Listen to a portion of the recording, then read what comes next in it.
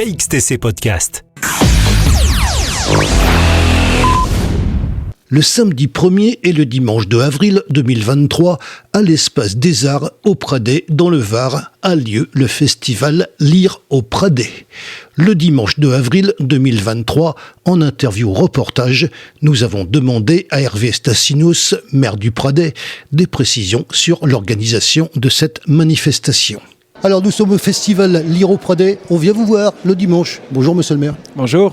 Ce salon, comment c'est né d'abord ? C'est né sur le constat qu'il y avait un besoin, une appétence pour les événements à dominante culturelle, notamment pour la lecture, mais pas seulement. On s'est dit qu'on allait organiser un événement autour de la lecture, mais avec des conférences multithématiques, tout public parce qu'il y a des espaces jeunesse. Il y en a pour tous les goûts, tous les publics, tous les âges. On vient vous voir le dimanche, comme je l'ai dit, ça veut dire que ça a commencé hier. Et hier, il y avait déjà, d'après ce qu'on m'a dit, il y avait déjà du monde. Hier, il y avait déjà beaucoup de monde. On aura sur le week-end, je pense qu'on aura à peu près 2000 visiteurs, ce qui est pas mal quand même. Beaucoup de pradétans. On a une bibliothèque qui marche déjà très bien, un pôle culturel qui fonctionne très bien, et une vraie appétence pour la culture au Pradet. Et ça se confirme avec ce festival. Et avec les personnes qui l'ont organisé. Vous savez qu'on les a interviewés. Pierre-Yves Daudat, pendant la semaine, au téléphone. Hélène Pinel, il y a quelques instants, juste avant vous, qui ont justement donc organisé et préparé cette manifestation, parce qu'il faut la préparer. Comme d'habitude, je veille à ce qu'on remercie des gens, et en particulier la municipalité qui, d'après ce qu'on m'a dit, a aidé un petit peu à la chose. Oui, on a travaillé ça de concert avec notamment Mille Paresse, mais pas seulement. Il y a aussi le comité des fêtes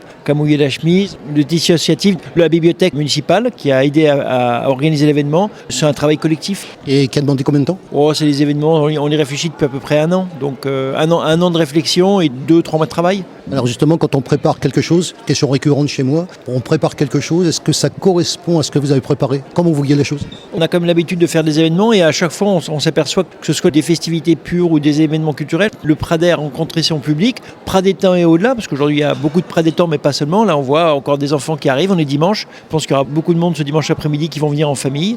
Je pense que c'est conforme à ce qu'on avait imaginé et puis conforme surtout aux différents publics qui viennent à chacun de nos événements. Et justement on parle du Pradet, donc il n'y a pas si longtemps que ça, puisque vous savez qu'on annonce les manifestations, on a annoncé quelque chose qui s'appelait la fête de la bière, qui se passait au Pradet. Tout à fait. Comment ça s'est passé chez vous ?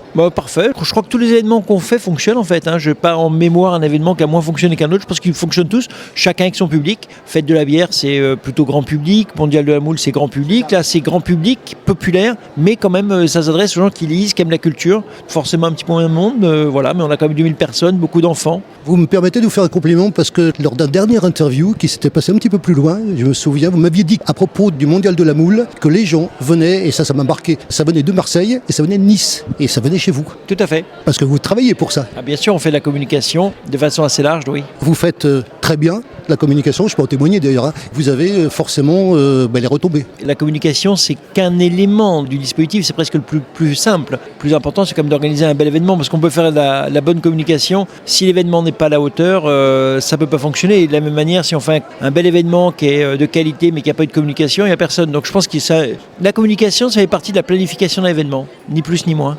KXTC Podcast.